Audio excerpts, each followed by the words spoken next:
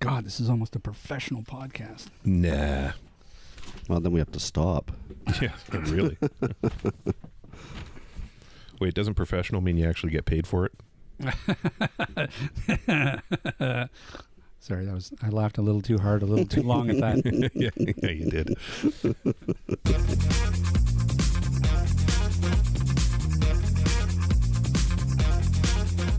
Welcome to AT Banter, the podcast where we discuss anything and everything regarding the world of assistive technology. With our hosts, Steve Barkley, Rob Minot, and Ryan Fleury. Now, let's banter.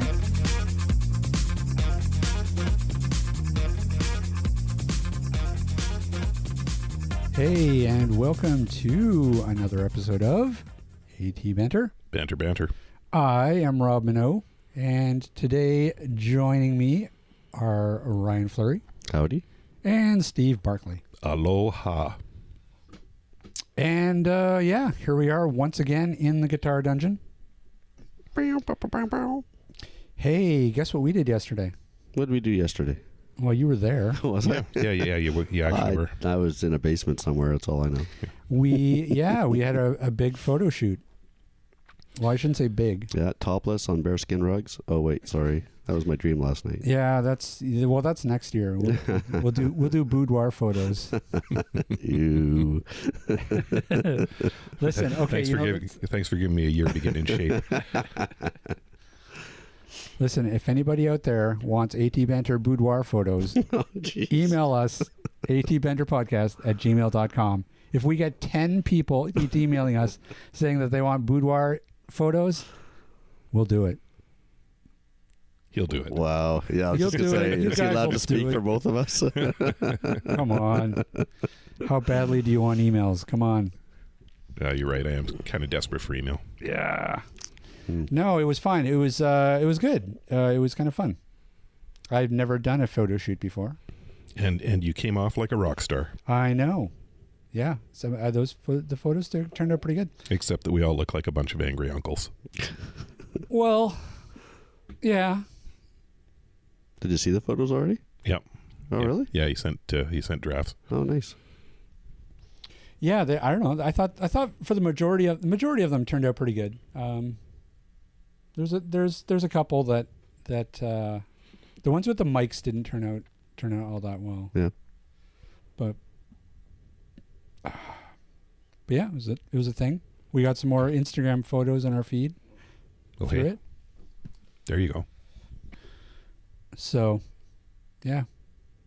Yay. So, how has your week been? Slow. Yeah, what's quiet. Yeah, quiet. Nothing going on. Wow, summer's boring. I'm still recovering from Vegas last week. Oh yeah, you cannot say it was a boring week. No, I can't. It was an epic wedding event. Nice. That's a smart move too. I had friends that got married in Vegas, and that's the move to make. You know, you get married in an afternoon. The ceremony takes like half an hour. You're back in the casinos, by 3. Life is good, and it's fun. Everybody in the wedding party has fun. Like how big was the wedding party? There were about 20 of us. Yeah, see, that's a perfect size for something like that. My sister got married in Vegas too, and they actually live streamed it. So for those who couldn't make it, that's nice. Yeah, they did that with this one as well. Yeah. That's pretty cool. Yeah, normally I'm not a big fan of destination weddings, but Vegas is easy enough to get to and it's fun for everybody. I don't know. I had other friends that had a destination wedding in Cuba, and that really annoyed me because I was just like, well, I don't want to go to Cuba. Like, why is all of a sudden where you want to go, and all of a sudden now that's where I got to spend my vacation? And if I don't, I'm a bad friend. Maybe they think the same thing about Vegas. Well, I don't know. Who doesn't want to go to Vegas? Nobody. There's a lot of walking in Vegas. That's true. They got those people movers. They have people movers? To walk. Yeah, totally. What?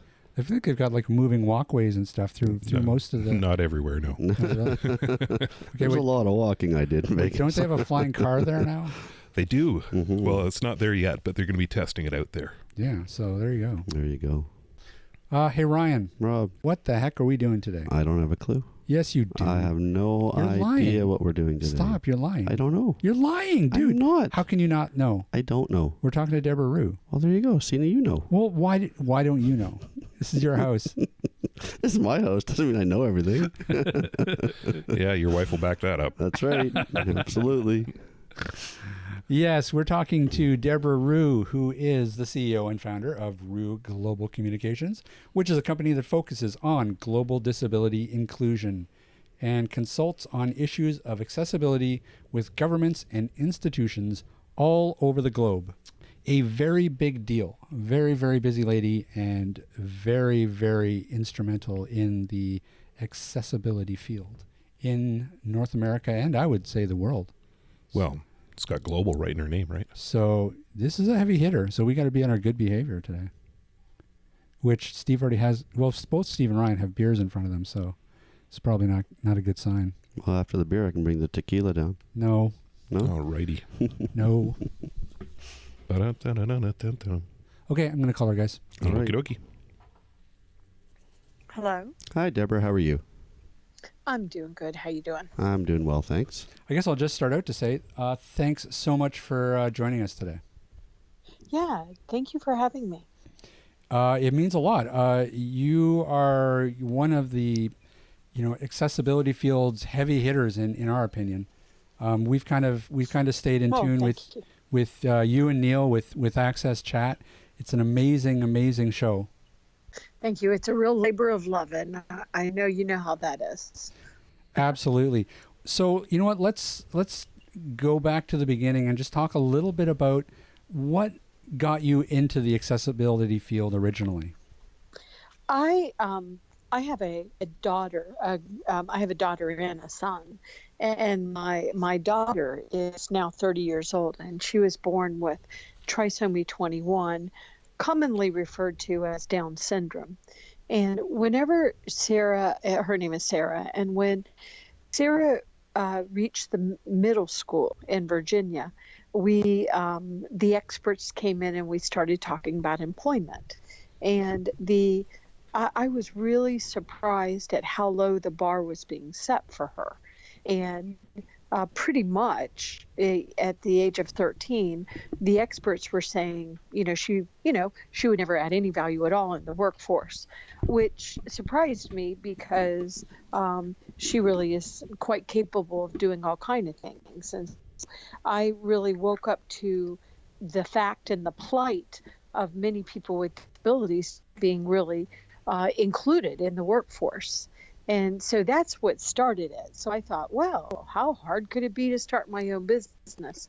I was in the banking industry, and I'd never wanted to be a business owner, but I thought, well, maybe what I'll do is be part of the solution as opposed to complaining about what wasn't being done. So in 2000, I decided to start my own business, and it was a business called Tech Access. It was a made-up name, TEC Access, and Access spelled different from Access Chat. It was actually ACCESS. Right. And so I was going to do a web design company at the time. I thought, I'll hire technologists with disabilities and we'll do websites.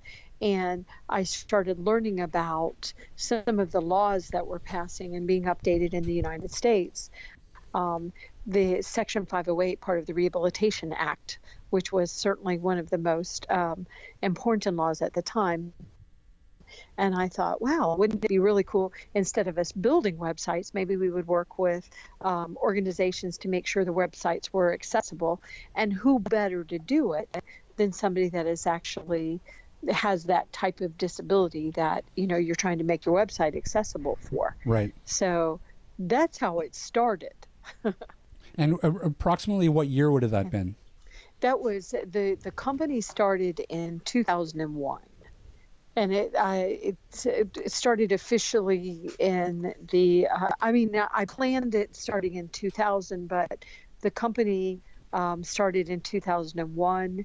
We started getting some nice little traction, and then the United States had our little September 11th, as we call it, which Right. was the terrorist attack on our World Trade Center. Yeah. And I'm not sure if you are joining from the United States or the United Kingdom, because I know you're global too.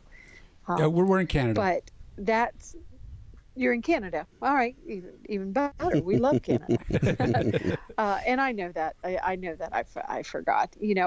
All Americans want to move to Canada these days. But, I know you're the building a Democrats. wall to stop it. We're meeting Just people at the kidding. border with hugs. That's right. That's right. But yeah, so the company started in 2011, and I hired over the next 10, almost 11 years when the company was in existence. I hired many technologists with different disabilities, and I also hired technologists without disabilities, but over 80% of my team were people with disabilities and what society sometimes would consider severe disabilities. And we were very diverse. We had quadriplegia, paraplegia, autism, Down syndrome. The one Down syndrome was my daughter. We had blind, deaf, hard of hearing, it was very diverse. Cerebral palsy, MS, MD. It was very diverse, and we were very successful because many of my competitors at the time, they weren't employing people with disabilities. And so I would go into these clients, government clients and corporate clients, and say, well, we actually employ people with disabilities. And so we can tell you whether or not your site's really accessible. I remember at the time, once again, a long time ago, that people were saying, well, close your eyes and pretend like you're blind, and maybe you can tell if the website's accessible, which, probably isn't really good advice. Yeah, But- not so much. So it was a real differentiator for my team at the time, but my competitors caught on pretty quick. Well, and that was, It was exciting times. that was also like the real beginning of web accessibility. Like that was a bit of the Wild West back then. Things have really changed over really the past, 17 years. 16 years, I guess. Yeah, it really was. We did not know what we were doing. We were doing the best we could, but it was like everybody was trying to figure it out. That was when WCAG 1.0 was available. And once again, the old Section 508, and we were really figuring it out on the fly. So I worked very closely with a lot of corporations, but also with the United States government, who, of course, the United States government agencies were the ones that had to comply with the law. So at that time, in the United States, the Americans with Disabilities Act it wasn't really, the cases were still being fought out in court. And I should say, before the judges, really, because no cases made it all the way through our courts, but depending on how you're looking at it, I guess. But we really did not know how to do this, but we actually had laws that said they had to do it. So we were all figuring it out together. And so then from Tech Access, can you tell us, how did Ruh Global originate? Well, Ruh Global, the idea for Ruh Global came around 2006. So I'd had Tech Access, had been open about 6 years at that point. And one of my clients, a couple of my clients, they had made a lot of efforts to be accessible. And I remember one of my clients, HP, was one of my clients. And the gentleman that worked for HP at the time, unfortunately, he's passed over, but his name was Michael Takamura. And Michael was trying to get all this work done. And he said, HP really believes in this. But he said, it's hard because it's always a compliance issue. And so I really want to convince HP that this is good for our brand and good for our bottom line. But right now, this is a compliance issue. Once again, that's going back, 11 years. And I started thinking, we really need to do a better job at telling the stories and really highlighting what corporations and what agencies are are really trying to do the right thing by the community of people with disabilities. And that was the first time I really started thinking about it. I started asking some of my other clients, and they said often, even though most of them were with really large, successful corporations, many of them felt like they were little small nonprofit areas in the corporation that were fighting for every dollar, and each year they had to justify their existence as accessibility experts in these corporations. And so that's really when I first started thinking about it. And whenever Tech Access merged with SSB BART Group, which is now called Level Access, in 2011, and I joined them for 18 months. But I really like being an entrepreneur. So in 2013, I created Ruh Global, and I just used my last name sort of as a placeholder and slapped global on the end of it, because I knew that these had to be global conversations, and it just sort of exploded from there. And I think it was because we really needed to tell the stories of what the organizations that are really trying were doing. And as Canadians, you have some really, really strong players in your neck of the woods. I know TD Bank. TD Bank has done amazing things, and nobody's perfect. We don't even know what perfect looks like. Everything's still unfolding. Right. But I actually had multiple clients at the time in Canada. VMware was another one, and we've helped out Scotia Bank, and seeing a lot of innovation coming from Canada. But one thing that I found, and it's, it was really nice when I met up with Neil and Antonio, and we created Access Chat, because that sort of continued to build upon, what I'd already learned moving forward, which is we need to do the hard work of accessibility. We need to blend it into our processes. We need to, follow the standards. We need to understand the legislation, all the moving parts. We need to employ people with disabilities that use assistive technology, but we also really have to reward these brands by telling their stories. And I am not one that tries to slam the brands, but of course we know that happens too on social media. And in the United States, there's a lot of litigation that's trying to iron out what does it mean to be accessible. Right. But so it's been an interesting journey, not a straight path. So can you kind of give us an idea of what the process is like when you go into a company or a corporation? What kind of things do you tell them, or what advice do you give?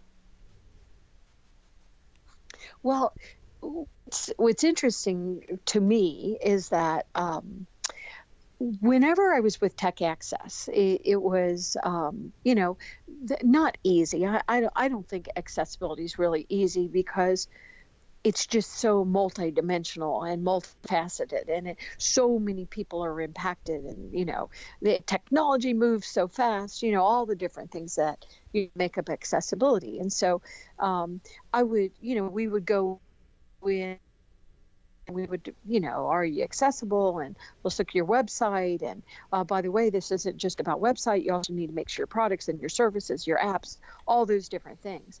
But then when I became Ruh Global Communications, we had to handle it a little differently, because I cannot, you can't just go in talking about accessibility. But I'm now going in to these corporations, many that come to me, and say, and what we're talking really about this from a branding perspective. But we can't really talk about how good your brand is of including people with disabilities if you're not accessible. So a lot of times I'll have clients come to us, and I deal with very large, my typical client is very large multinational corporations, and they are headquartered in different countries. And so I had a brand come to me, a global brand that is U.S. based, but they have locations all over in many countries. And they came to me and they said, we really want to do a better job of it, including people with disabilities as employees and as customers. So where do we even begin? And so the first thing we suggest is, is your website accessible? And so what we'll do is we'll do a real quick look. And I still employ people with disabilities and real experts in accessibility. So we'll take a real quick look to see, have they made any efforts at all? Very easy to figure that out. And then we recommend vendors to them, because one thing we think is important is Ruh Global Communications doesn't have to be, everything for everybody. So we like to recommend the different ways that they can become accessible.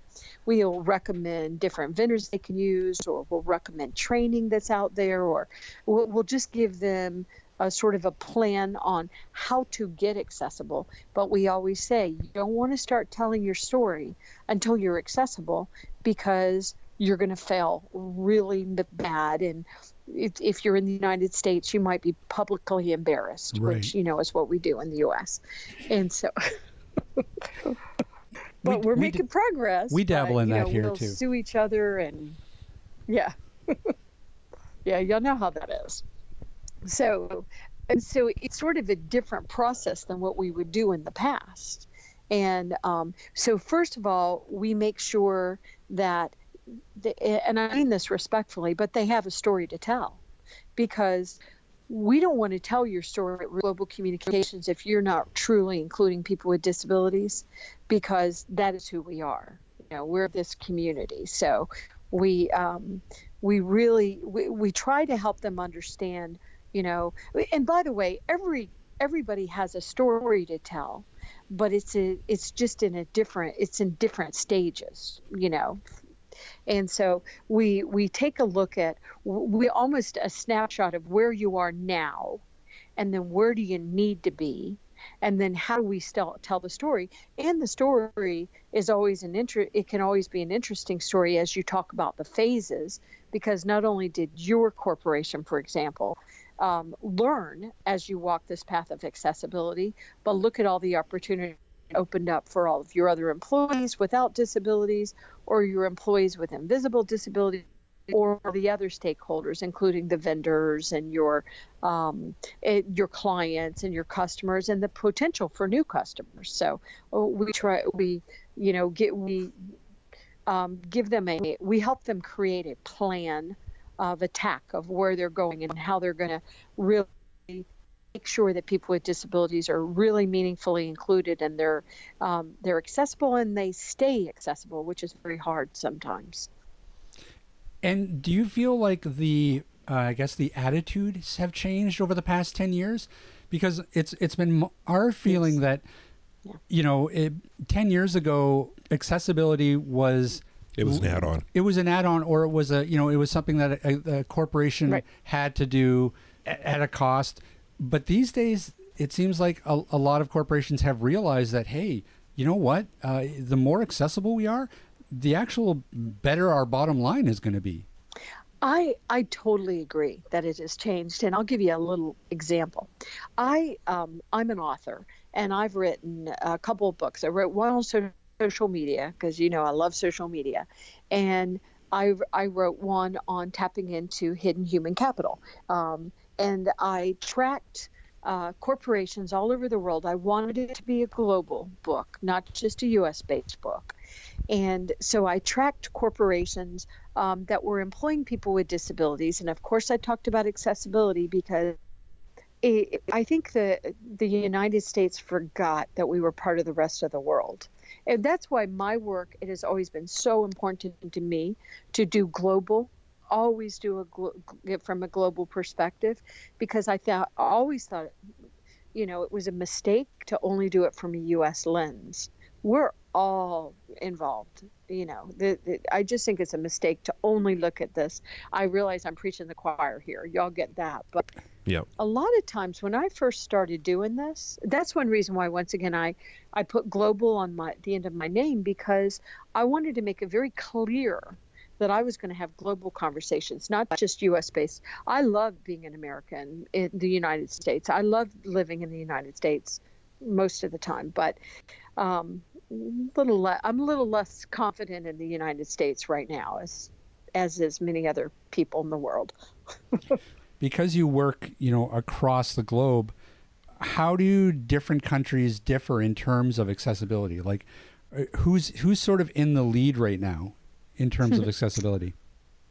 Well, it sort of depends. You can answer that different ways, but I will just say, whenever I was writing my second book about employment and I was tracking what was happening globally, what corporations are actually hiring people with disabilities, do we have anything to celebrate? That type of book.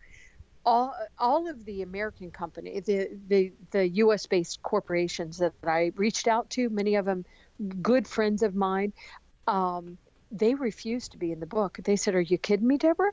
We're going to get in the book. We're going to talk about that we've done this and we've done that. We think it's a best practice. And then we're going to get lawyers calling us, telling us that, we're horrible. We haven't done enough." And so they felt like talking about their successes in this space and accessibility and disability inclusion actually made them a target, which, by the way, it has in some cases. And so it took me 3 years to write the book for a variety of reasons. And it was affiliated with, it was global and blah, blah, blah. And it had a lot of editors. By the time it was almost ready to publish, I had there were 7 U.S. corporations that came back and said, "Is there still time to be in the book?" Because what happened in the U.S., we sue each other over this, and our lawsuits are way up. From August 2015 to August 2016, lawsuits for web accessibility were up by 65%. Wow. And have continued to grow dramatically.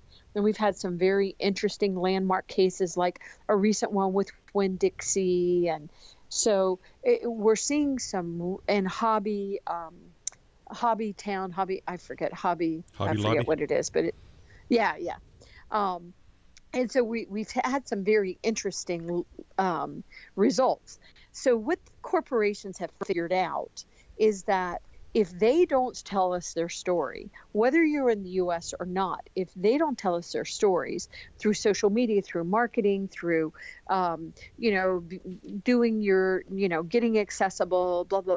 If you don't do it, your stories might be told in a different, by somebody else. Right. And so it has shifted, and it's not just because of the United States, because we've seen, I mentioned TD Bank, who I think is one of the best, and they were talking, they're Canadians. You Canadians aren't as bragging as you're not as much of braggarts as the U.S. people are, but unless it comes to hockey.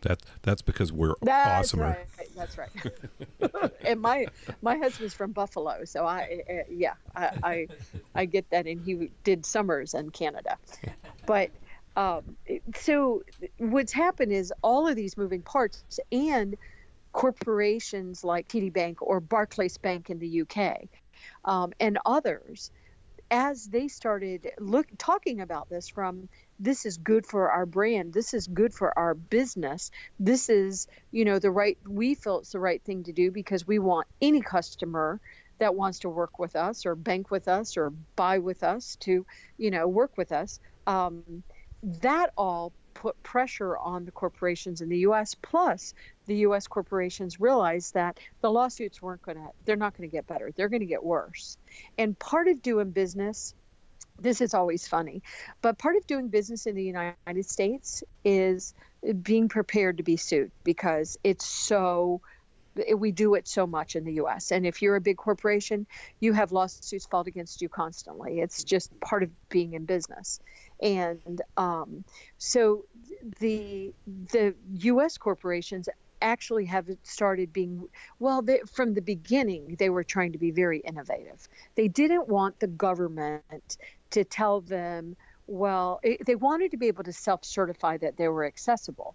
And so the community's like, okay, fine, you want to self-certify, then make sure that you really are accessible, and then we won't sue you, or we won't try to get the U.S. government to come in and say, we don't trust the corporations, you're going to have to put laws in place, sort of like what they did in Europe, where you can't self-certify, you have to go through a third party. And so the corporations were very motivated for that not to happen because they don't want the government any more in their business than they already are. So it might be messy in the U.S. Oh, boy, it's messy. But what's happened is actually really helped accessibility as a whole because so many U.S. corporations are actively working on accessibility. Once again, nobody's perfect. And when you say, even when you say, are there some countries that are better than other countries? It sort of depends on how you answer the question, because I personally think Canada's doing a really good job as far as how you're advocating for it, and the laws are popping up, and I know that Canada has a lot of work to do, but we're seeing Canadian corporations really taking the lead. So and then there's developing countries like Egypt that has done some very interesting things, tying it into employment. And the UK has done amazing jobs, but they've done an amazing job, but they are sort of still, the US and the UK have similarities because they're trying to, get out the ruler and smack everybody on the knuckles because these corporations weren't doing the right thing. So, I mean, I understand why it happened, and then Europe, we're seeing such interesting legislation coming out of Europe, and now we're seeing things happening in Asia. But I don't think that any country right now can stand up and say we're the best at it all right now. I think we all have parts that we're good at, and it's happening in developing and developed countries. The USU, I when I speak globally, and I'll do it, I started doing it in the US too, because people in the US, a lot of Americans, there's only about, I heard a quote that only 30% of Americans have passports. And so a lot of Americans don't travel. And so I think it's important for Americans to hear what's being said outside the U.S. in this space. Right. And so the litigation that has happened, even though it's been painful and continues to be painful and messy, it is actually causing us to be innovative and creative and more accessible, often in the United States. I hear people say all the time that the websites in the United States are much more accessible to them than other countries. So we just do it really a hard way, but, that's the way we do it. So. Well, and, it's funny because one of my questions was, what factors do you think contributed to the current groundswell in accessibility? And from the sounds of it, it's just one word, and that's litigation. And litigation, yeah. Yeah, and you're not the first person to talk to us about that. We've had a few guests on that have said the exact same thing. And, it's kind of a shame because, you'd like to point to say, oh, the fact that, social media is giving people with disabilities more of a community and more of a voice. And so that's giving accessibility more traction. But it sounds like at the end of the day, it's just corporations will pay attention to one thing, and that's the bottom line. Yeah. And what's interesting about that is maybe that's okay for corporations to focus on their bottom line, because if they're not in business, that doesn't do any of us any good. And True. We've seen especially in the U.S., we've seen some large mammoth companies fail. I mean, y'all have too. I mean, look at, what was happening with BlackBerry. It's really troubling when a very large corporation starts failing because so many families get impacted. Right. And so I know that with some of these European changes, they're actually giving people with disabilities the right to litigate.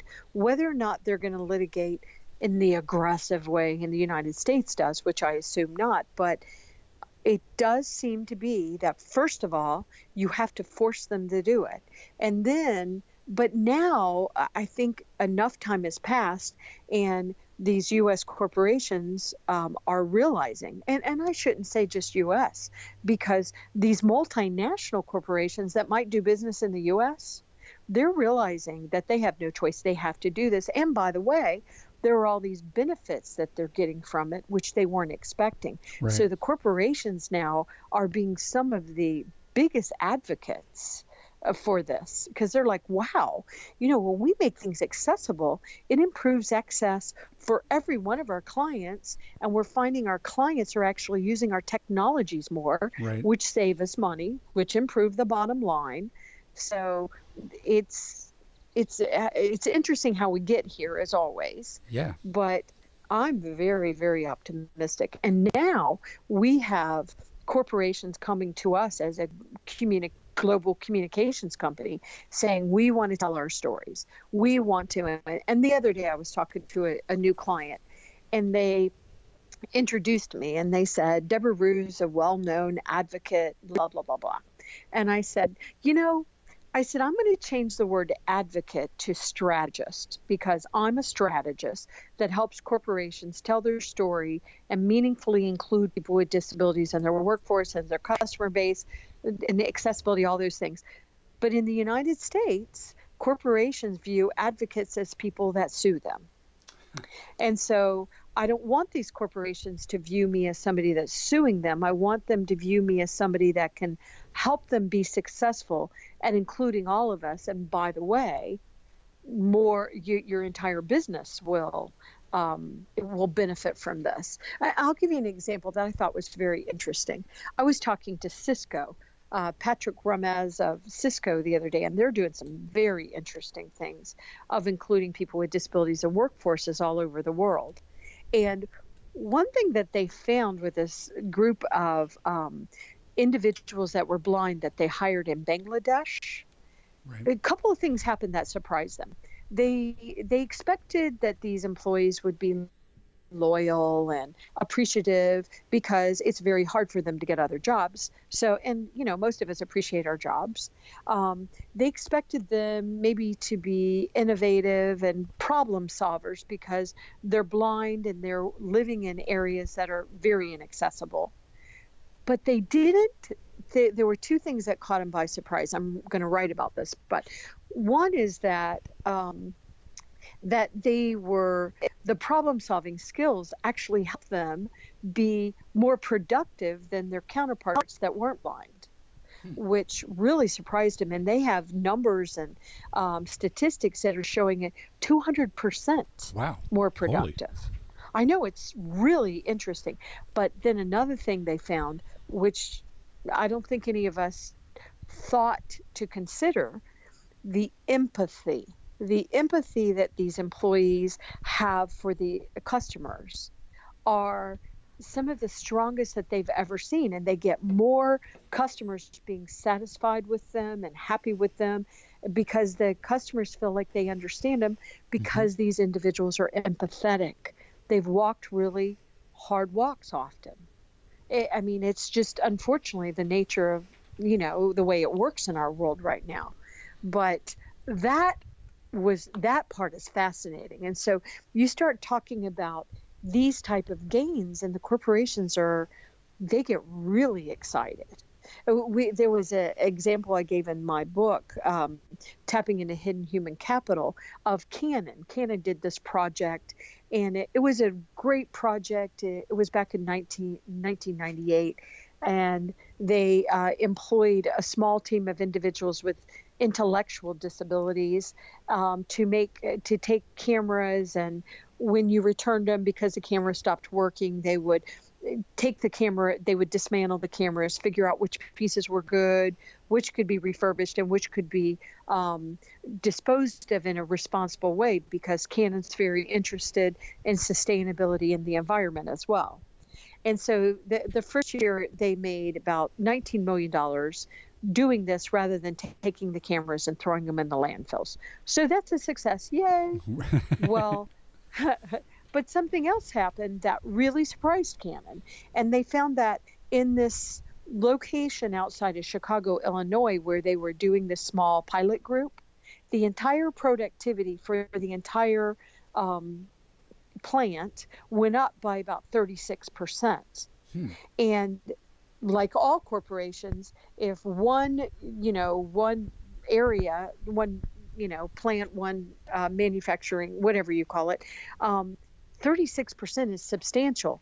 The only thing that was different between them and all of the other locations was this group of employees with intellectual disabilities. So they started interviewing the different employees and stuff, trying to figure out why there was such a productivity gain across the board.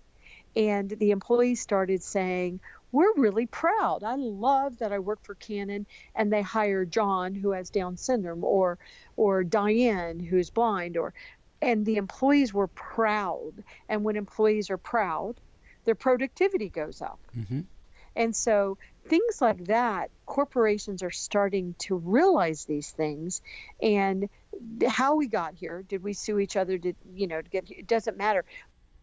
They're starting to understand the value that people with disabilities can bring to their workforce, to their client base. They're starting to understand that when you make things accessible for all of us, including people with disabilities, people that might have a different, they might not speak the primary language of the country.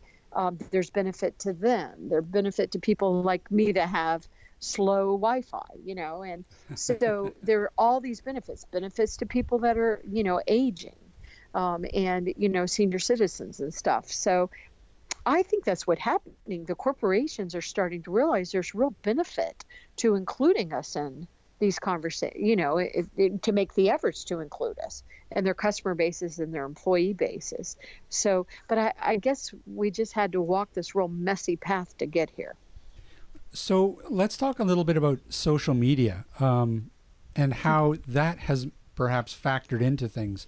How has social media and the online disability community factored into accessibility becoming a larger conversation? Well, I think it's been a major factor. Whenever we created Access Chat, AXS Chat, I had done a little too. I was already on social media because I felt social media was a place that we could bring our voices together and really have a powerful conversation. And then Antonio and Neil, they saw what I was doing, and we decided to come together to have a global conversation. And the thing that's interesting about social media, there's a lot of bad things that happen on social media. Some countries even have presidents tweeting really stupid stuff on social media. But anyway, but I won't go in there. But Twitter is a very powerful medium, as we know. And so, but what happened was now, because of social media and because of efforts like Access Chat and others, podcasts like yours, there is now a bilateral way of communicating corporations to the community of people with disabilities, and it does go both ways.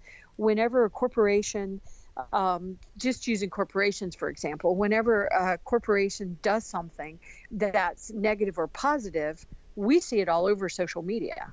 All I need to say is United Airlines, and a lot of people are going to immediately think of they break guitars. The passenger. Yeah, right. And what's interesting is there's a whole lot more story to that particular story than just United Airlines dragged a passenger off. There was a whole lot more to that story but it was unfortunate what happened, to say the least. Unfortunate to say the least. But so I remember, there were brands that people would be on Twitter or they would be blogging or something else a few years ago, I should say, 6-7 years ago. And the corporation would send a cease and desist letter, and that didn't work well. Things would get much worse. So the brands now realize, the corporate, using that lens, that, they have to talk to us. They have to engage with us. Right. And I think social media has really opened a lot of these corporations' eyes, because they're realizing that these are real people out here that just want to be your customer. That's right. And if you're not accessible, not only can I not use it, but the rest of my family might not be able to use it or want to use your sites and your applications, your mobile. So social media, I think, has played a powerful part of this. I think it's as important as litigation. And I think that you're going to see that it's going to continue to be more and more and more powerful as well. I'm being cheeky when I make that little comment about, my president tweeting, but it is such a powerful medium. It's such a powerful medium, and it's an opportunity to be heard in ways that we never could be heard before. You could write letters and stuff, but I think it's only going to grow in intensity. And one thing that I try to say to my community, the community of people with disabilities, is it sort of is the same thing that was always true. You almost always are going to get more, as they say, flies with honey than you are, with vinegar. So I always try to say to the community, do be heard, and don't, if you have a complaint about a company, by all means engage with them, but try to keep your comments grounded, because if you're too negative all the time on social media, which some people are, people just stop listening to you. Right. And and I've had people be negative to me on social media just because I'm so out there. And the old saying is, on social media is don't feed the trolls. So if somebody's being real nasty on social media for whatever reason, and not really grounding it with, this is the problem, let's figure out how you can solve it, then, I usually will look, if somebody's being real negative, I will look and see, is this a common thing they do? Do they commonly go and be really nasty? And I would say 90% of the time it is very common. All of their tweets are really ugly and nasty. And so social media has just really changed the game. And not just Twitter, Facebook, LinkedIn, Instagram, right. Pinterest. It's really all the different, and those are just a few that are common in the United States, but it has really given this community a voice. And I'm always encouraging the community, people with disabilities, please get out on social media. Please use your hashtags. Please get involved. So given the past 5 years, where do you see the accessibility field, say, in another 5 years? Well, I'm seeing a lot of disruption. And disruption, just by that nature of that word, is painful, but sometimes needed to go wherever we're going. But I think that accessibility is going to continue to be very important, but I think you're going to see it become more and more and more mainstreamed. We're already seeing it mainstreaming. In the United States, for example, there's a lot of people, with the work like that organizations like the IAAP, the International Association of Accessibility Professionals, where they're trying to get people certified, and let's all agree on what it means to be an accessibility professional. Does it mean that, I've never done I've had people say to me, what's accessibility? Oh, I'm accessible. My website's up 24/7. Okay, great. But that's not what I mean by accessibility. So, I think that some of those efforts that are being made to certify and agree as an industry, what does it mean to be an expert? And, using the same standards. We've all pretty much agreed on W3C WCAG 20AA. Right. And, but the ILO is involved. There are other this other standards board, ISO. Anyway, I'm going to confuse my mind now, but some of the other standards boards are getting engaged in this as well. Right. And I think that it's going to continue to legitimize. I think in the next 5 years, you're going to see more of what's happening. Companies are getting infusions of cash. There's a lot of mergers and activity happening from the very end of November 2016 until the beginning of January 2017, I had at least 10 investor groups contact me and ask me about this space and who should they be looking at and who were the leaders. And I kept saying to them, here's the normal leader, some of the leaders, and I gave them some of the U.S. corporations, but I said, do not stop by looking in the U.S. You have to go outside of our borders, because there is very interesting things happening in Canada and in Israel and in Europe and in the Asias and Central America. And I kept telling them, do not just look in the U.S. for this, because innovation is happening in a lot of other places as well. And I predict that what you're going to see is more, or is happening right now. I was at a conference in Enabling a few weeks ago, and there was a investor there giving out his cards and saying, we're looking to buy. So I think you're going to see cash infusion coming in. You're going to see the disruption continue to happen. I think that probably what we're also going to see in the next 5 years is some of these overlays and middlewares that we see now that are working hard to make it easier to become accessible. I think that those are going to become more sophisticated. I don't think there's ever going to be a need of not having individuals that know accessibility and that use assistive technology and are experts in the field. They're still going to be needed, but they're going to be needed for maybe not the 101 of accessibility, but the more difficult. How in the world do I make this work with this?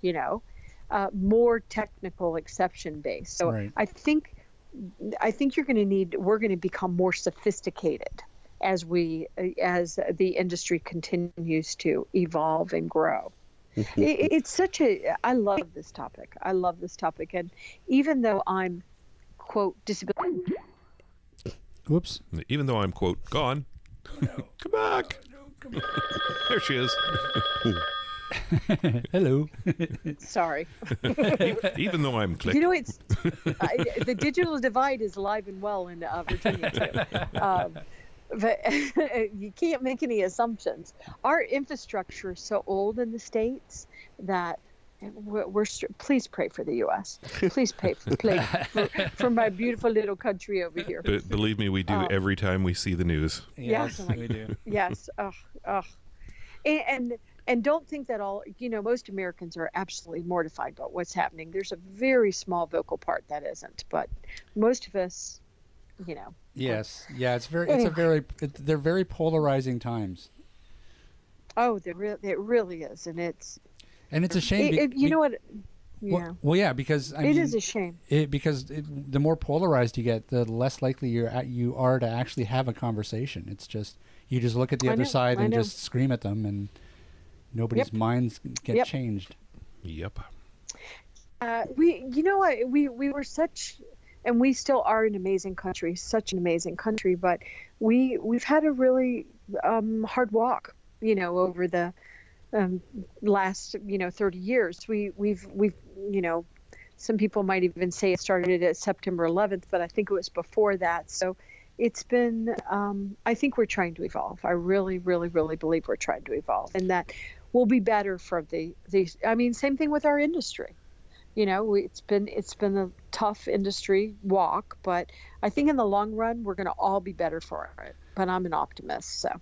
Well, and hopefully that's an optimist. That's hopefully the silver lining in all this, is that perhaps it has woken people up on both sides, and people who may have been apathetic are now more of an advocate and more active in their political life.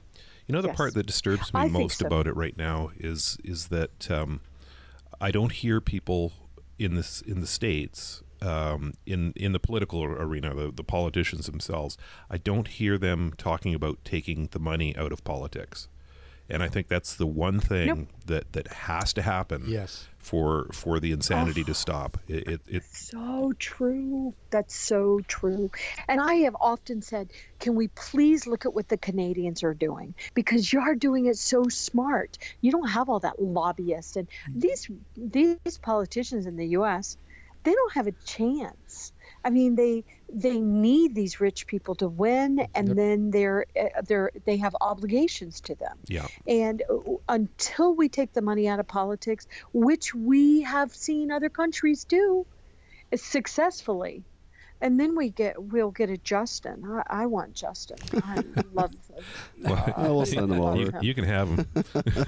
Oh, we love him. He's cute, but he's not really a lot different than the last guy we had. Well, see, you love Justin, well, but that's a shame. we love your president when he tweets Kahafi or whatever the word was. Kofifi. Kofifi. Oh my God! Yes, the best. So we'll trade you for a week. But we will never forget that word. We love that word. Yeah, it's but you nailed it. Until we really have political reform and get the money out of it, I don't think that we can be successful. And we're still not talking about it. I don't know why, but I'm hoping there's a lot of young people getting involved in politics now because they saw what happened on both Republicans, Democrats. We also need a stronger third party too, but for sure. It's going to be interesting, but as long as you can pay, as long as you can buy somebody, it's, yep. Well, as long as, yep.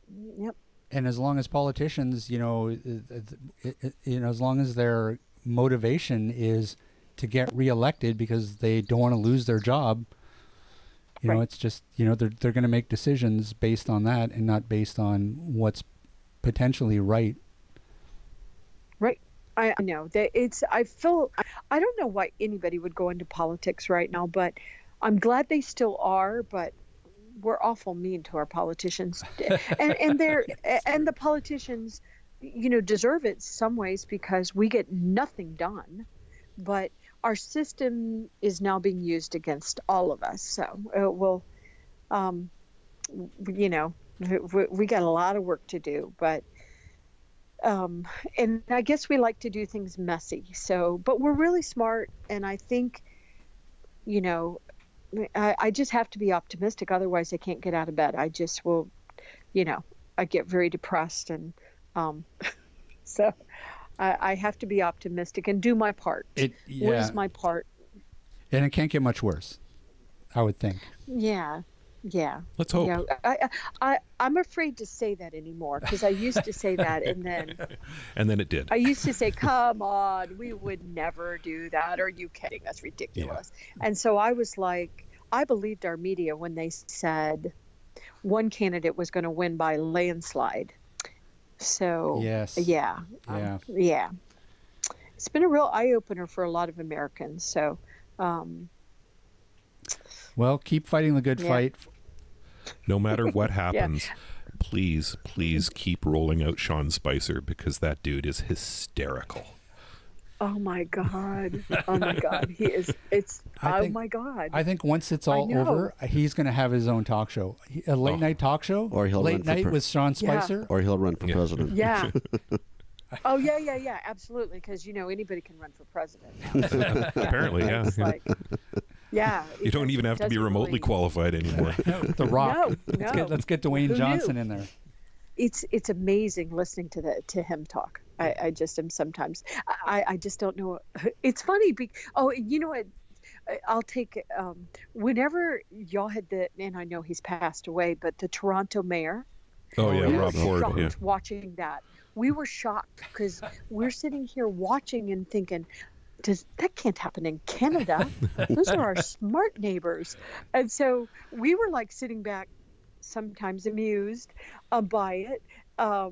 But it can happen to all of us. We just do everything real big as we're making America great again. Rob Ford actually came out to a convention out here in Vancouver a couple of years back, and ended up in a pub just a few blocks away from where we're sitting right now, and bought some of my friends or some of my son's friends drinks. He was an entertaining character, that guy. Yeah, very entertaining. And I will tell you, Vancouver is one of the most accessible cities I've ever visited. I was really impressed. Oh, awesome. I was really, really, really impressed with Vancouver. What a gorgeous place. Gorgeous, gorgeous, gorgeous. Yeah, but very accessible. You must have been here the day the sun was out. It was really pretty when I was there. Oh, I just wanted to leave the conference and go to the mountains because it's just stunning scenery. Okay, I think I know you're busy. I think we've taken up your afternoon, and I know that we could probably do a whole another podcast just on politics. I can just tell. Oh yeah, for sure. Yeah. But before we let you go, and is there anything that you'd like to plug? Tell us when Access Chat airs. Okay. Well, thank you. Access Chat. So it's once again AXS Chat, and you can go to www.accesschat.com also to see all of our old episodes. But it's every Tuesday at 3 p.m. Eastern Time. And it's deliberately 3 p.m. because it's a global chat. So it's 8 o'clock in the UK, and I guess it's noon in Vancouver time. Yep. So we deliberately set it. I've had some Americans complain, why are you doing it at 3 o'clock? We're doing it at 3 o'clock because we want the Middle East to join. We want Europe to join. We want the UK to join. So right. Some like India and Asia's, it's more difficult. They join later, but we're getting every week around a 50 million person spread. We're stunned by the reaction. It's the second largest tweet chat in the world. Wow. So that's very exciting. And we're talking about accessibility. It's so cool. But also I would plug my own website, which is www.ruhglobal.com. And I have a radio program podcast called Human Potential at Work and a Facebook group called Human Potential at Work. But we're also creating a station, a network that's going to have a lot of podcasts on there. We'd love to talk to y'all about being on there. It would give you another 19 channels that would pick up your program. Fantastic. But we're actually going to do a network now just to once again trying to raise the volume for all of us so our work can be heard, because I think we have a lot to be hopeful about. Debra, thanks again so much for joining us. It was a real honor to talk to you. Thank you. I feel the same way, and thank you for the work you are doing. Yeah, keep doing the work you're doing too. It's fantastic. Thank you. All right, so get ready. I'm coming across the border. All righty. We'll be here with hugs. Okay, Debra, take care. All right. Okay, bye-bye. 50 million a week. That's crazy, eh? 50 million a week. That's insane. Wow. And that's a Twitter chat. Yeah. It's incredible. Yep. We have 268 followers. Oh, went up one. Hey, our followers are awesome, though. They are. Yeah. We love them. I'm sure that 50 million is probably made up of a few mediocre people, but not our followers. Not our followers. I'm disappointed. I looked this morning. We were 270. Oh wait, maybe I'm wrong. Maybe I'm not up to the latest numbers. We're losing people. No, we're not losing people. Do something. Quick, tweet something. That's right. Don't go. We need you. It'd be the most needy Twitter channel ever. Just start spouting nonsense. Well, that was really cool. That was really great talking to her. I've been looking forward to that for months now. What a heavy hitter in that field. It just amazes me what she's up to and the corporations that she deals with. Yeah. But it's encouraging. It's encouraging that all these big corporations are finally open to talking about it. Yeah, and they're looking at it in a different way. It's no longer like a pain in their butt add-on. It's like, oh, hey, look, you know what? If we become accessible, we open up a whole new demographic for our product. Yep. Not only that, we look really good to the community. Like, oh, go figure. But it is a shame. Like, I don't know. The optimist in me, really, really wants to think that this groundswell in the accessibility community is due to people's voices and people holding hands and singing in unison. But no, it's just people getting sued. Well, in the U.S. it is. Well, I mean, even in other places, it's oftentimes advocacy groups getting in front of government and pressuring. Well, hey, look at here, Donna Joden. Yeah, Donna Joden. I mean, she had to sue the government to make their website accessible. Yep, so that's a fair point. We're not all that much better. No. I think the other thing to remember too is that if a company is becoming more accessible or has accessible products, we as the community need to rally around and support that company by purchasing their products. Good point. You know, Sony just recently, I think in the fall, released a new TV. It's a 4K TV, but it actually has a built-in screen reader. Really? So you can it's an Android TV, so you can install TalkBack on it. It's a smart TV, so you can access Netflix and YouTube, but it also has its own screen reader built in to access the channel guide. Wow. So it'll tell you what's on channel 2, channel 3, channel 4. If we don't rally around Sony and start supporting these companies, they're not going to bother doing it anymore. That's a good point. Right. Really And good this point. is how Ryan justified his new television. No, don't have one yet. That's to come. But, you know, we need to support these companies. Years ago, I think it was Pioneer came out with a talking VCR.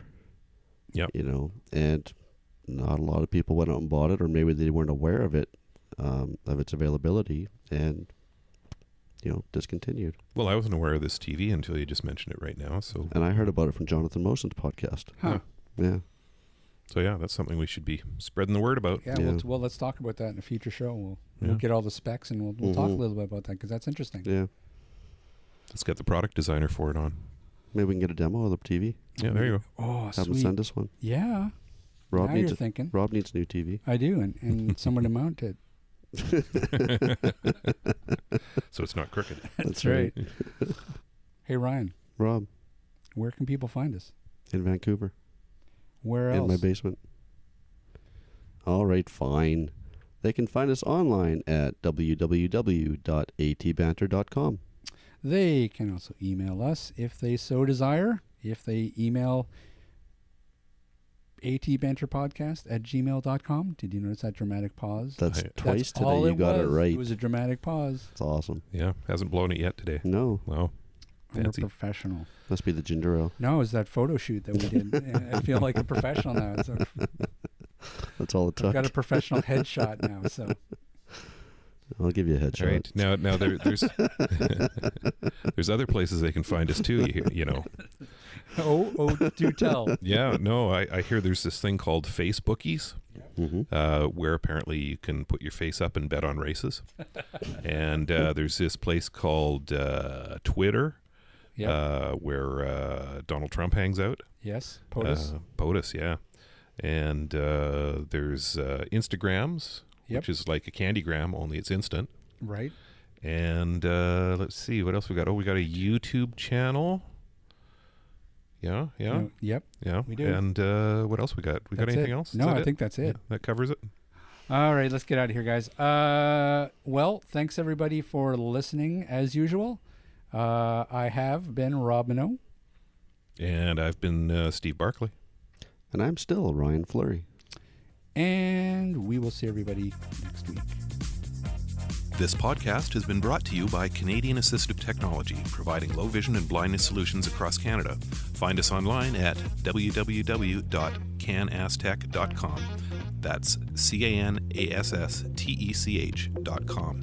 Or call us toll free at 1-844-795-8324. For all your assistive technology servicing needs, call Chaos Technical Services at 778-847-6840 or find them online at chaostechnicalservices.com. Music provided by bensound.com.